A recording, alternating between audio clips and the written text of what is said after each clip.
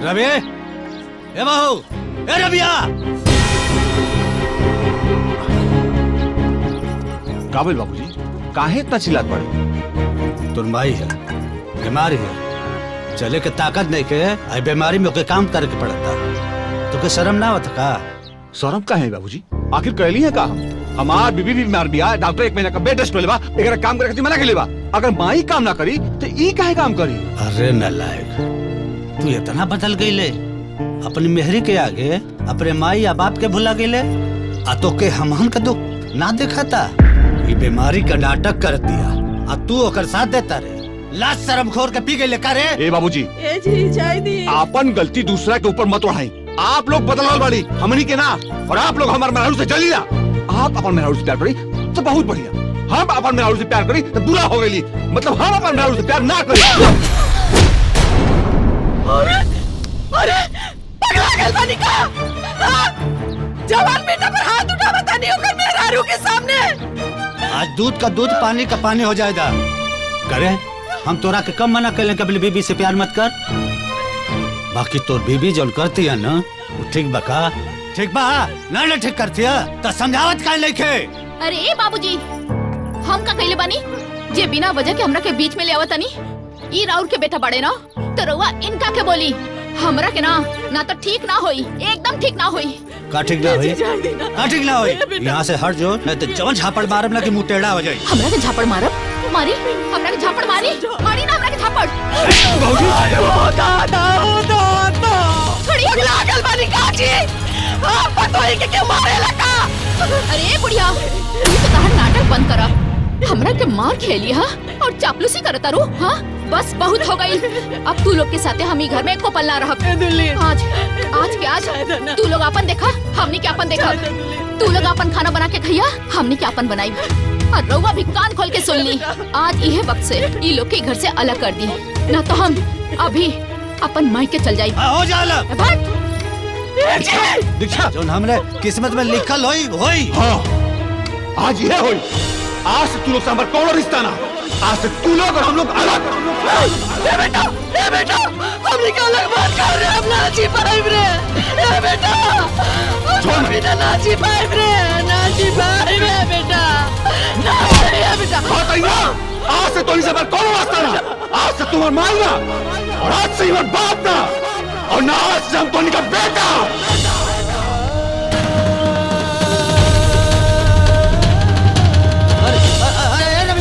अरे रवि भाई, डॉक्टर साहब।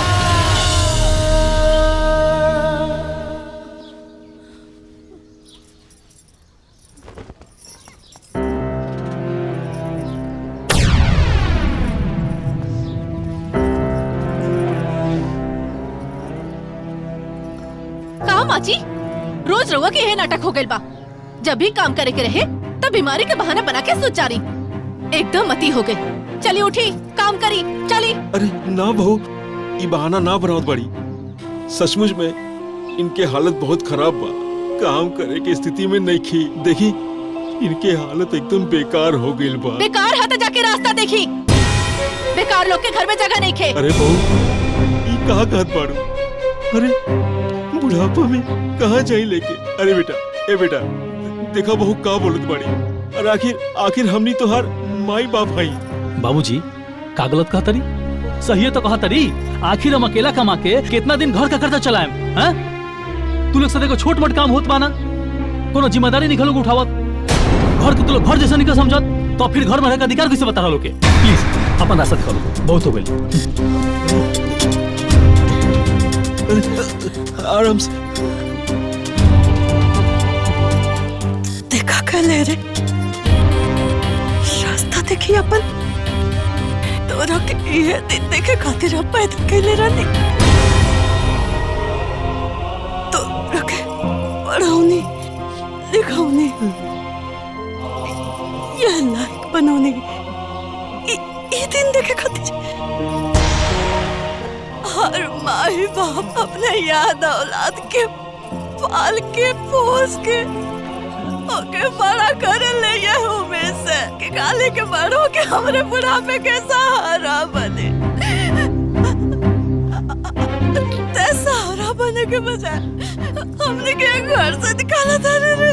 ते घर से निकाला था रे हमरा के। ए भाई बस करी अपन ड्रामा के ना अपन एक ही देखा तारी ड्रामा के बुझाई लूं प्लीज जा तू लोग।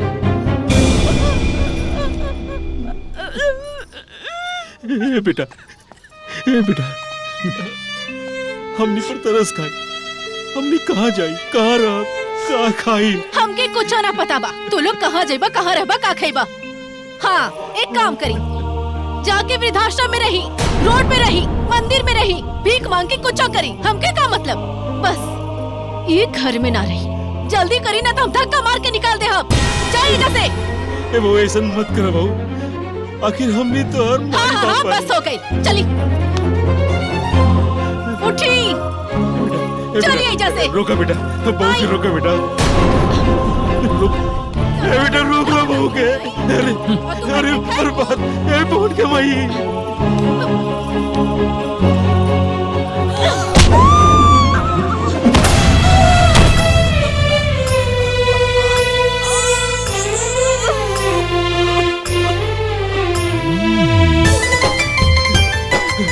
बहुत उठा।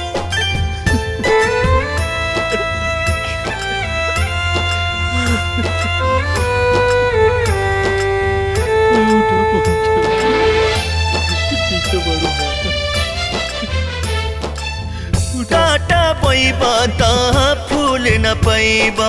अरे जाइए जैसे। गठरी खुद ही ढोइबा। अरे जाना जात काहे नहीं खो। हाँ काटा पैबा ता फूल न पैबा। करम के गठरी खुद ही ढोइबा। कोइल धइल सब आगे उतारी। आब न पैबा बबूल जे बोइबा। सचहू में कहल जालई बतिया। जैसी करनी वैसी भरनी। करनी अपन आगे उतरनी। जैसी करनी वैसी भरनी। करनी अपन आगे उतरनी।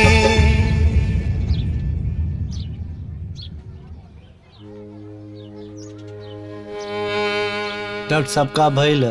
कुछ ना, सिर्फ कमजोरी हो गई बा, यही से बेहोश हो गई बड़ी। घबराए के जरूरत नहीं के। ठीक हो जी ना? हाँ ठीक हो जाए, एकदम परेशान मत हुई। खाली बुखार भइल बा, कोनो दिक्कत नहीं के। हाई हम दवाई देते हैं, बाकी आराम के बहुत जरूरत बा। ठीक। हाई रखी। अरे उठी मत, सुतल नहीं। आपके आराम की जरूरत बा, आप आराम करी, कोनो दिक्कत नहीं के। आप आई, डिस्पेंसरी में इनके ताकत बदे कुछ टानिक वानिक आपके देते हैं। डॉक्टर साहब हम आपके डिस्पेंसरी पर आकर के पैसा दे दे। ठीक बा, कोनो बात नहीं की। हाँ ठीक, चलो। ए बेटा तली खिचड़ी बनवा देता, तोहरे माई के दवाई के आपके। काहे हम तू लोग का ठेका ले ले बड़ी का?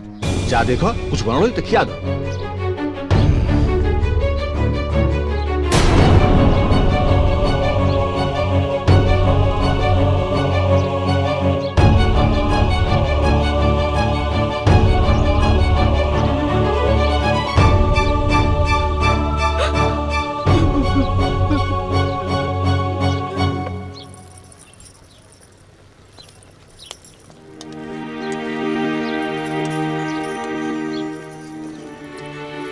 दुल्हन तनी खिचड़ी बना दे तू, तोरे सास के दवाई के आपके।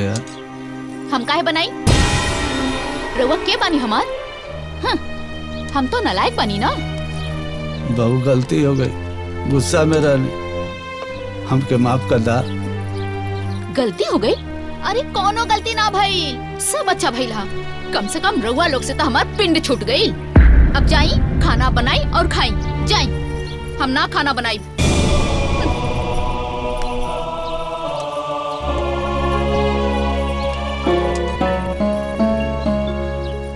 अरे जाई, यहाँ खड़ा कहाँ है? जाई। खाना बना के देती। हम नालायक बनी और खाना बनाई।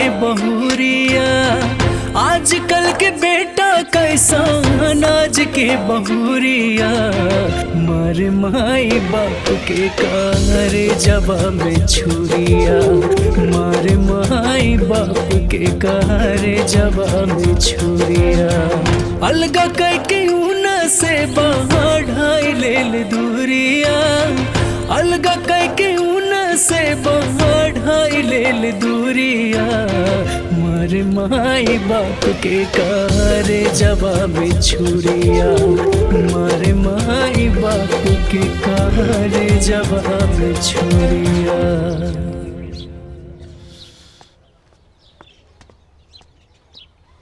चलो उठा दू और खिचड़ी खा ला।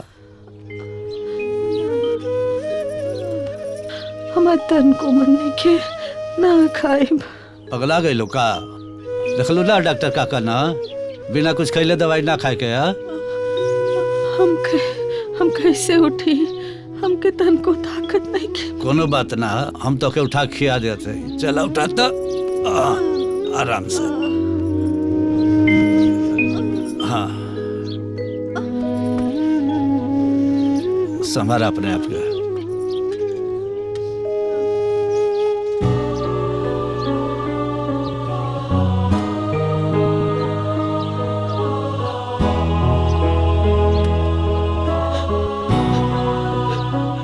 कितना आभारी हैं।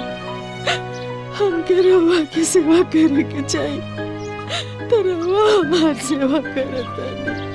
हम कहाँ भरम जी? पगला गए लोग का हैं? जब पत्नी पति के सुख दुख में खड़ा रहे सेवा कर ले तो का पति पत्नी के दुख में खड़ा ना रही हैं? वो काम ना आई। अरे जब पूत का पुत निकल जाना सना तो ई दिन देखे के पड़ेला। ला खा।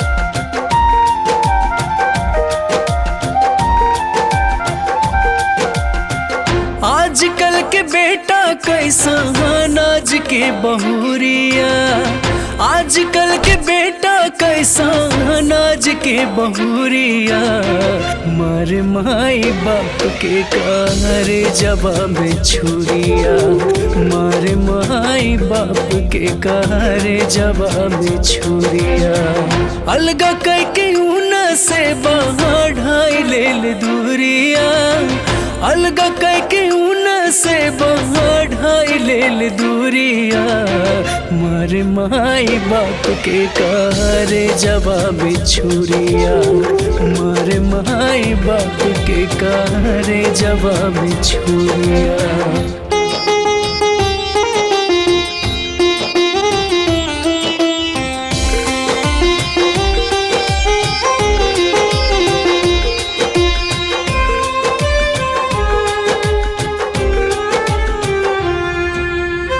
बीमारी से आइल माई बाप के लटकानी बुढ़ारी में रोटी से के फूकले चूल्हानी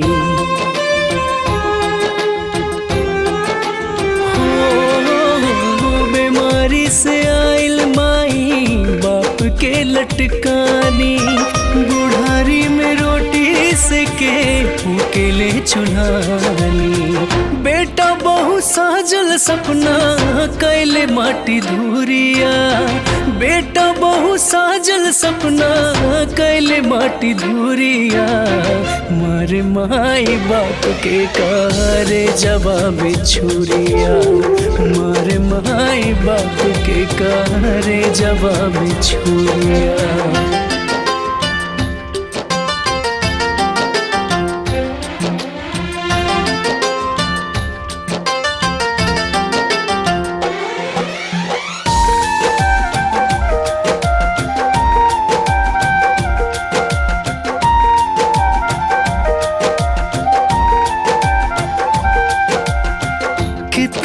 जतन से उनके माई जन्मावली उनके खुशी खातिर अपन कुल खुशी लुटावली।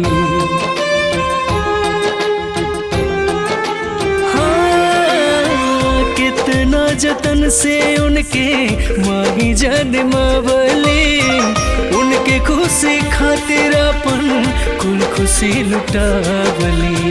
कितना माई बाप सहे घर की मजबूरिया, कितना माई बाप सहे घर की मजबूरिया। मारे माई बाप के कहारे जवाब में छुरिया, मारे माई बाप के कहारे जवाब में छुरिया।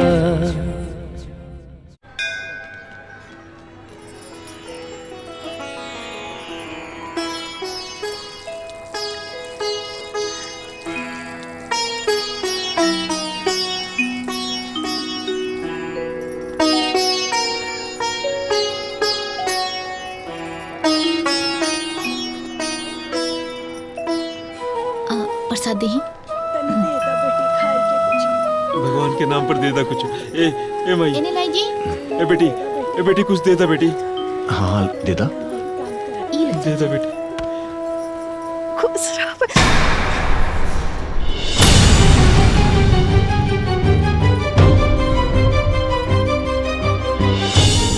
माई, अरे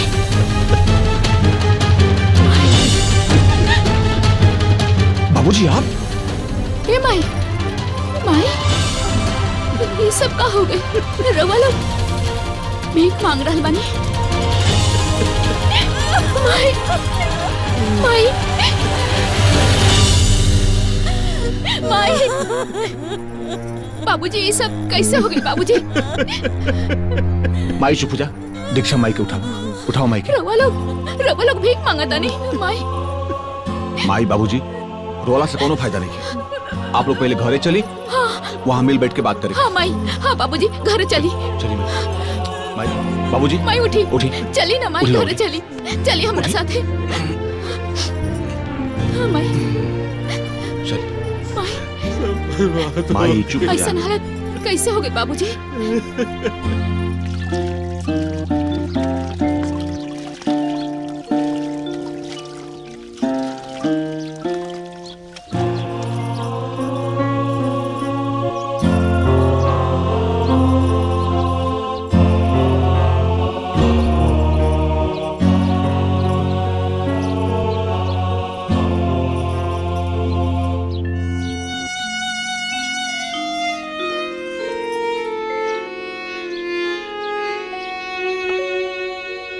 बाबूजी खाई ना।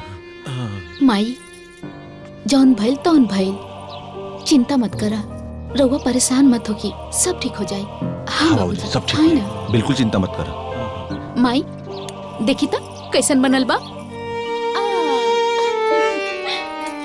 इला बाबूजी खाई ना।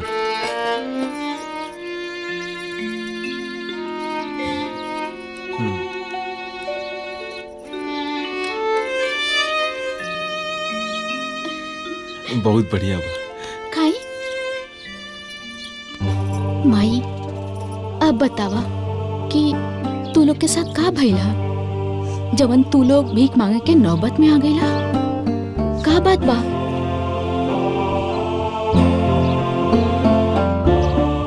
माई शांत हो जा, माई चुप हो जा, माई शांत हो जा, शांत हो जा, सब ठीक हो जाई माई। वह दिन तोहन लोगन चली आइला,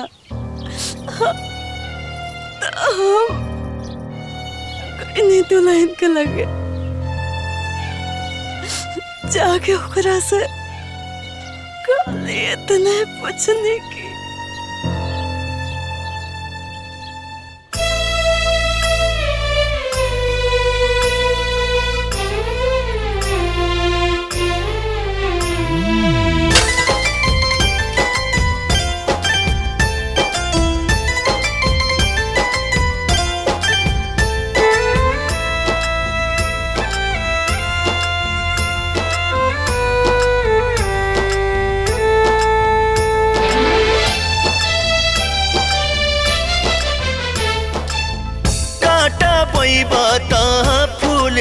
पैबा करम के गठरी खुद ही ढोइबा। हाँ काटा पैबा ता फूल न पैबा करम के गठरी खुद ही ढोइबा।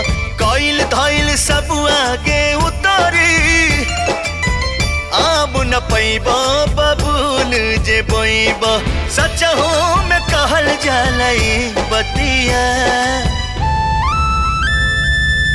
जैसी करनी वैसी भरनी करनी अपन आगे उतरनी। जैसी करनी वैसी भरनी करनी अपन आगे उतरनी।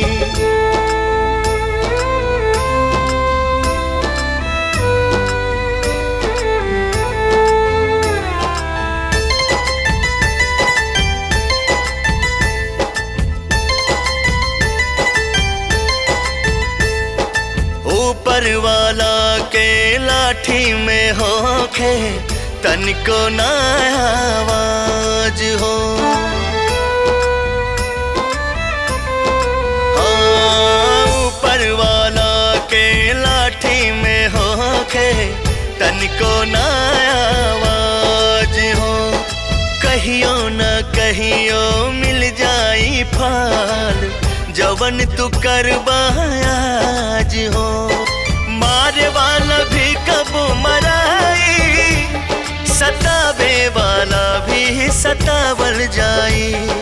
सच हूँ में कहल जालई बतिया जैसी करनी वैसी भरनी करनी अपन आगे उतरनी। जैसी करनी वैसी भरनी करनी अपन आगे उतरनी।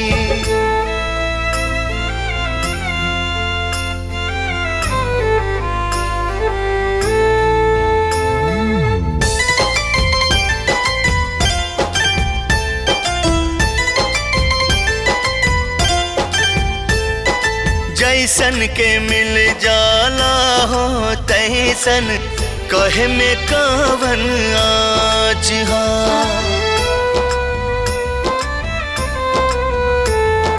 जैसन के मिल जाला हो तैसन कहे में कवन आज हा। साँझे देवा सवेरे तू पहिबा कहल कहावत साँच हा। चोट के बदले चोट तू खइबा एकरा से तू बच नहीं पैबा। सच हो में कहल जालई बतिया जैसी करनी वैसी भरनी करनी अपन आगे उतरनी। जैसी करनी वैसी भरनी करनी अपन आगे उतरनी। मंदिर के सामने बैठ के भीख मांग के अपन भूख मिटावत रहने माही भूख मिटावत रहने। इतना बड़ा बात हो गई और रउआ लोग हमरा के एक बार भी ना कहनिया। अरे हमरा के एक बार कहले रहती हमरा पास आ गई होती तो इतना कष्ट रउआ लोग के ना उठाए के पड़ी। बेटी लोक लाज के डर से हमेशा आइल ठीक ना समझनी।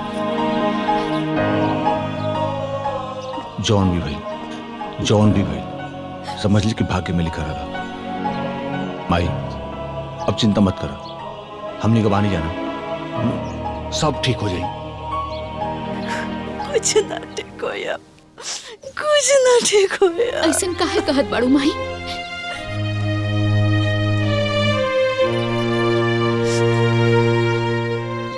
हमरा करम के भोग डंडा हम जैसन कैले बादी ना वो भोग तानी आज हम। और मैं केहू का कोनो दोस्त नहीं के केहू का कोनो दोस्त नहीं के ना हमरे भाग के जैसे कोयले बानी ना वैसा पावतानी। ऐसन काहे? अब क्यों के दोस्त नहीं के बा ना तो हमरा भाग के और ना ही हमरा बेटा बहू के।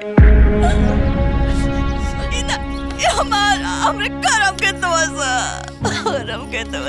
ई माई ऐसन काहे बात करत अनु? रउआ संगे का गलत भइल हा? ना ये बेटिया तोरा ना समझ में आवता, बाकी हमरा सब समझ में आ गए, सब समझ में आ गए।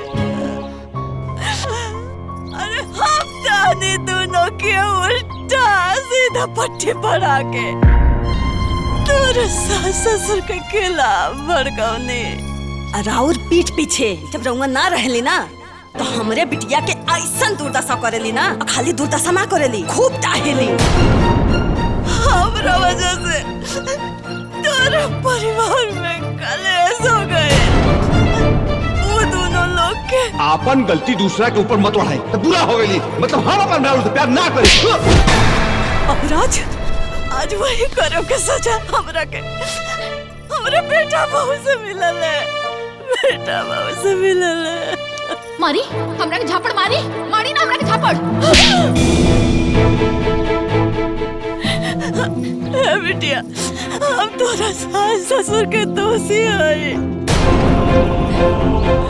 हम उनका से मिल के माफी मांगल चाहते हैं। हमरा के उनका से मिला दे, हम बहुत बड़ी पापी नहीं रे। भाई मैं चुप हो जाऊं। हाँ माई ठीक कहा तारू। आवा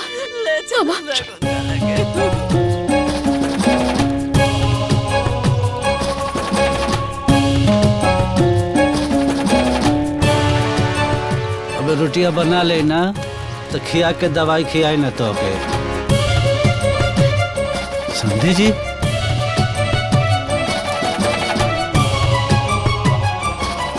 समझी जी समझन जी रउआ कब अली ना?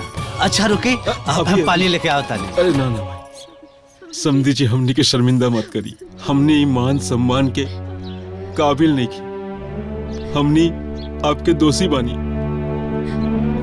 दोषी? आप लोग ऐसा क्या कहते हैं? आप लोग हमारे रिश्तेदार है ना, आप लोग भला सही कहता रे, जो भी कहता रे कुछ सही कहता रे। रउआ लोग के साथ जवन कुछ भी भइल बा ओकर जिम्मेदार हमने के बानी। हमने के संतान मोह के कारण आज रउआ सब इस दशा में आ गए ने। अपने बेटिया दामाद के उल्टा सीधा पट्टी पड़ा के भड़काउने रउआ सब के खिलाफ, जौना से रउआ सब के बेटा पतो रउआ सबसे अलग हो गए ने। रउआ सब लोग इतना दुख भोगनी, इतना कुछ सहनी, सबके जिम्मेदार हम माने। समझी जी हमरा के माफ कर दी ना, हमरा से बहुत बड़ी गलती हो गई, माफ कर दे। रउआ अपन मन छोटा मत करी,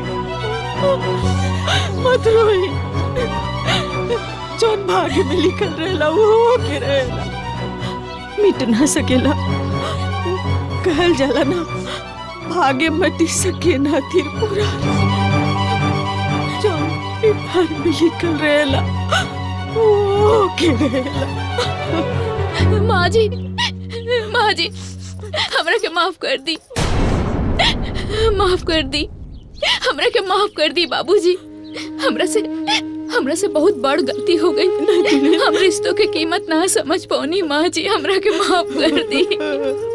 तनी खिचड़ी बना दे तू, तोरे सास के दवाई खिया के। हम काहे बनाई? रउआ के बानी हमार?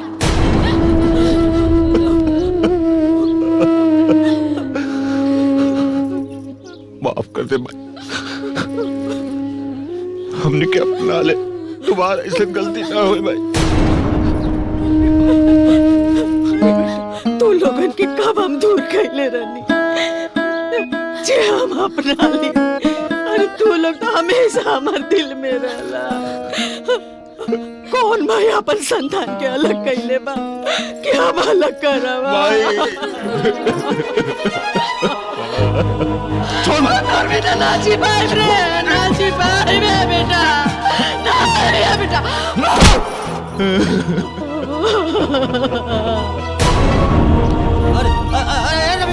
अरे रवि भाई, डॉक्टर साहब।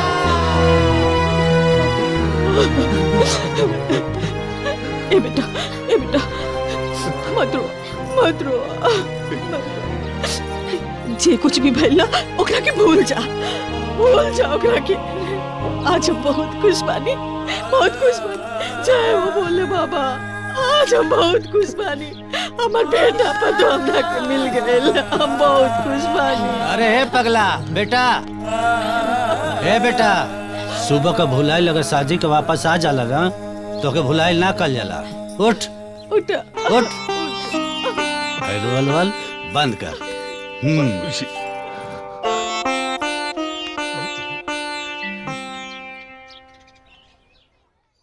समझी साहब, जे जैसे करेला वैसे ही भरेला, जैसी करनी वैसे ही भरनी। कर्म के फल ऐसे भोग के जाए के पड़ेला। हमनी के बेटा बहू हमनी के घर से निकाल देले बा, ओमे उ लोगन के दोस्त नहीं खे, दोस्त हमनी के कर्म के बाटे। सही कहता नहीं आप लोग। हमने के जवन कहनी जा ये लोग के साथे आज हुआ कुल हमार बेटा पतो हमने के साथे कहले।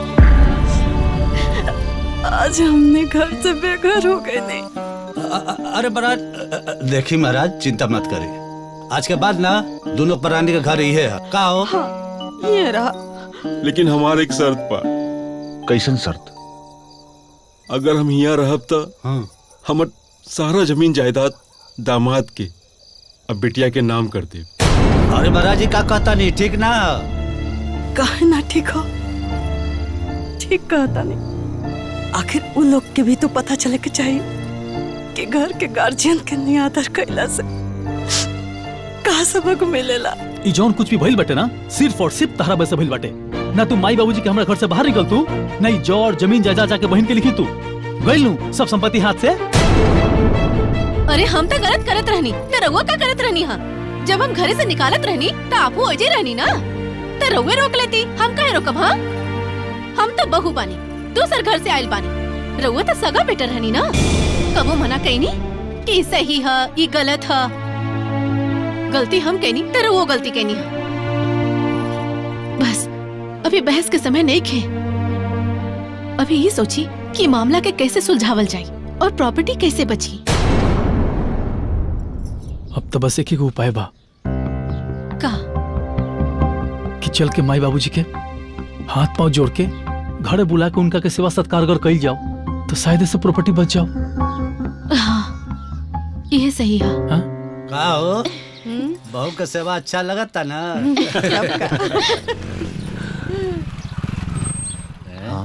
अरे तू ऐजा का करे आयल बड़े? अब तक घर से निकालिए देले बारा, का यहू से निकाले बदे आइल बारे कारा। ऐसे मत बोल भाई, हमके माफ कर दे भाई, हमसे बहुत बड़का भूल हो गया भाई। हम तेरे साथे जन कहले बानी अगर अफसोस बहुत होता भाई, हमके माफ कर दे भाई। बाबूजी हमके माफ कर दो प्लीज। माँ जी, बाबूजी, हमने के गलती सुधार के एक मौका दे दी। हम रउआ लोग की सेवा करके पश्चाताप करे के चाहता नहीं। माँ जी, हमके माफ कर दी माँ जी। रउआ लोग अपन घरे चली ना। हमने के वजह से तू लोग कितना दर दर के ठोकर खाए के पड़ल भाई, कितना दुख तकलीफ तू लोग उठेले पड़ल भाई। हमके माफ कर दे बाबूजी, रउआ लोग घर वापस चले प्लीज बाबूजी, प्लीज भाई। अब हमनी के वापस ना जाए के। हाँ, ऐसे मत बोली बाबूजी, यहाँ से ना चाहिए हमनी के धन संपत्ति जड़ जमीन कुछ भी ना चाहिए बाबूजी, बस बाबूजी। तू लोग सेवा करके मैं जिंदगी भर बाबूजी माँ जी बाबूजी के समझाई ना दीदी समझाओ ना जी हाँ जी समझाई ना समझी जी जायदी माफ कर दे बच्चा बाड़न सर गलती हो गई देखा न कितना पछताता सर समधिन जी माफ कर दी ना ये लोगन के। वैसे भी लड़का लोगन के बात के ज्यादा बुरा ना माने के चाहिए। माफ कर दी बाबूजी। जिसे हम रउआ लोग के बेटी बानी, भाभी में तो रउआ लोग के बेटी बाड़ी ना।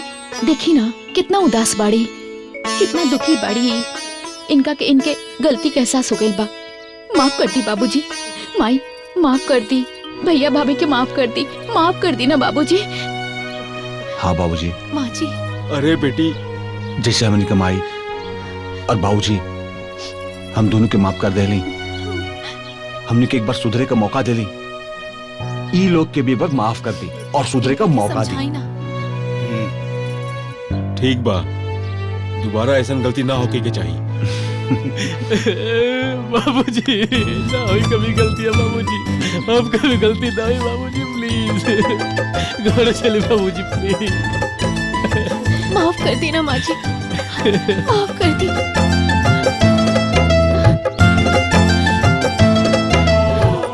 ए बेटा एने आवा काका तलाश चला घरे कहीं घरे और एने जाके 2-4 दिन ही रहा। अरे हमो के सेवा का मौका था। बिल्कुल बिल्कुल।